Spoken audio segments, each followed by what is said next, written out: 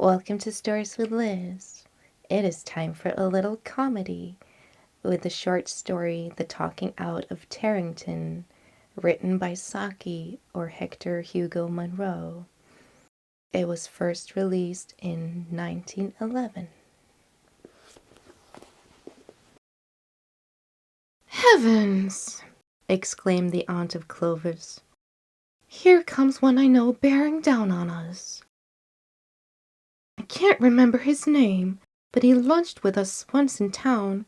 Tarrington, yes, that's it. He's heard of the picnic I'm giving for the princess, and he'll cling to me like a lifebelt till I give him an invitation. Then he'll ask if he may bring all his wives and mothers and sisters with him. That's the worst of these small watering places. One can't escape from anybody." "I'll fight a rearguard action for you, if you like to bolt now," volunteered Clovis. "You've a clear 10-yard start if you don't lose time." The aunt of Clovis responded gamely to the suggestion, and churned away like a Nile steamer with a long brown ripple Pekingese spaniel trailing in her wake. "Pretend you don't know him," was her parting advice, tinged with the reckless courage of a non-combatant.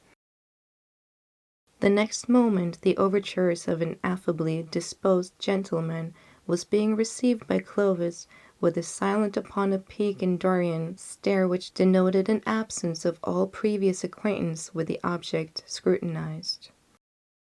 "I expect you don't know me with my moustache," said the newcomer. "I've only grown it during the last 2 months." "On the contrary," said Clovis, "the moustache is the only thing about you that seems familiar to me. I feel certain that I have met it somewhere before." "My name is Tarrington," resumed the candidate for recognition. "A very useful kind of name," said Clovis. "With a name of that sort, no one would blame you if you did nothing in particular heroic or remarkable, would they? And yet, if you were to raise a troop of light horse in a moment of national emergency, Tarrington's Light Horse would sound quite appropriate and pulse-quickening. Whereas, if you were called Spoopin, for instance, the thing would be out of the question. No one, not even in a moment of national emergency, would possibly belong to the Spoopin's horse." The newcomer smiled weakly, as one who is not to be put off by mere flippancy, and began again with patient persistence. "I think you ought to remember my name." "I shall," said Clovis, with an air of immense sincerity. "My aunt was asking me only this morning to suggest names for 4 young owls she just had sent as her pets. I shall call them all Tarrington. Then, if 1 or 2 of them die or fly away or leave us in any of the ways that pet owls are prone to, there will be always 1 or 2 left to carry on your name. And my aunt won't let me forget it. She will always be asking, 'Have the Tarringtons had their mice?' and questions of that sort. She says if you keep wild creatures in captivity, you ought to see after their wants. And of course she is quite right there." "I met you at luncheon at your aunt's house once," broke in Mr. Tarrington, pale but still resolute. "My aunt never lunches," said Clovis. "She belongs to the National Anti-Luncheon League, which is doing quite a lot of good work in a quiet, unobtrusive way. A subscription of ½ a crown per quarter entitles you to go without 92 luncheons." "This must be a new thing," exclaimed Tarrington. "It's the same aunt I've always had," said Clovis coldly. "I perfectly well remember meeting you at a luncheon party given by your aunt," persisted Tarrington, who was beginning to flush an unhealthy shade of mottled pink. "What was there for lunch?" asked Clovis. "Oh, well, I don't remember that." How nice of you to remember my aunt, when you can no longer recall the names of the things that you ate. Now my memory works quite differently. I can remember a menu long after I've forgotten the hostess that accompanied it. When I was 7 years old, I recollect being given a peach at a garden party by some duchess or other.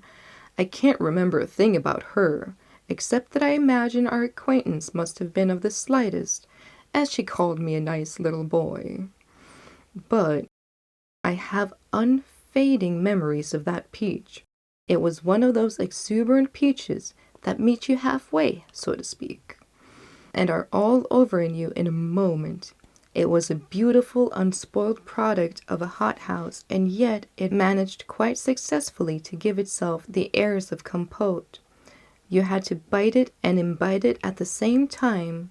To me, there has always been something charming and mystic in the thought of that delicate velvet globe of fruit, slowly ripening and warming to perfection during the long summer days and perfumed nights, and then coming suddenly athwart my life in the supreme moment of its existence. I can never forget it, even if I'd wish to. And when I had devoured all that was edible of it, there still remained the stone, which a heedless, thoughtless child would doubtlessly have thrown away. But I put it down the neck of a young friend who was wearing a Descartes sailor suit. I told him it was a scorpion, and by the way he wriggled and screamed, he evidently believed it, though where the silly kid imagined I could have produced a live scorpion at a garden party, I do not know. Altogether, that peach is for me an unfading and happy memory.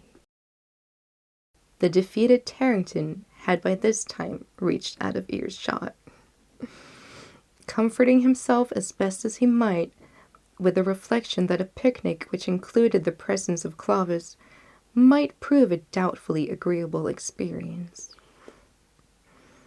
I shall certainly go in for parliamentary career, said Clovis to himself as he turned complacently to rejoin his aunt. As a talker out of inconvenient bills, I should be invaluable. The end. A funny little one. Hope to see you next time. Bye for now.